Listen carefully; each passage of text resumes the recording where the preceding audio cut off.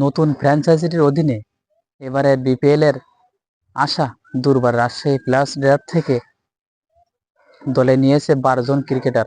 এর আগে কেবল সরাসরি চুক্তিতে তারা দলে যুক্ত করে এনামুল হক বিজয়, জিসান আলমকে।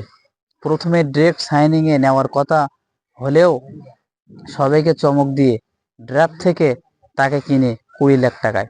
তাদের স্কোয়াড কেমন হলো তা নিয়ে থাকছে প্রতিবেদনের বাকি অংশে। এবারের বিপিএলে এখনো পর্যন্ত অপেক্ষাকৃত সবচেয়ে দুর্বল দল সাজিয়েছে দুর্বার রাজশাহী। 13 সদস্যের রাজশাহীর স্কোয়াডকে তুলনামূলক দুর্বল বলতে হচ্ছে।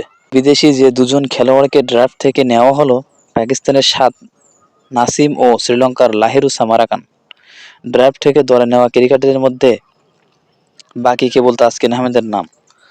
বর্তমান সময়ে বাংলাদেশ জাতীয় দলে খেলা ক্রিকেটারদের মধ্যে তাসকিন ছাড়া কেউই নেই রাজশাহীর দলে। তবে অনূর্ধ্ব-19 বিশ্বকাপজয়ী অধিনায়ক আকবর আলীর সাথে আছেন তরুণ আগ্রাসী ব্যাটার জিসান আলম। ইয়াসির আলী চৌধুরী রাব্বির সাথে এই দলে শফিউল ইসলাম, সানজামুল ইসলামও খেলবেন। দুর্বার রাজশাহীর মূল স্কোয়াড যারা হতে পারেন: এনামুল হক বিজয়, তাসকিন আহমেদ, জিসান আলম, ইয়াসির আলী রাব্বি, সাব্বির হোসেন, সানজামুল ইসলাম, এম মেহরাব হোসেন, আকবর আলী, হাসান মুরাদ, শফিউল ইসলাম, মোহর শেখ অন্তর এবং বিদেশি Saad Nasim, Lahiru Samarakoon. Aminur Rahman, AH24 sports news. নিয়মিত এইরকম ইন্টারেস্টিং স্পোর্টস নিউজ ভিডিও পেতে আমাদের পেজটি অবশ্যই ফলো করে রাখুন। থ্যাঙ্কস।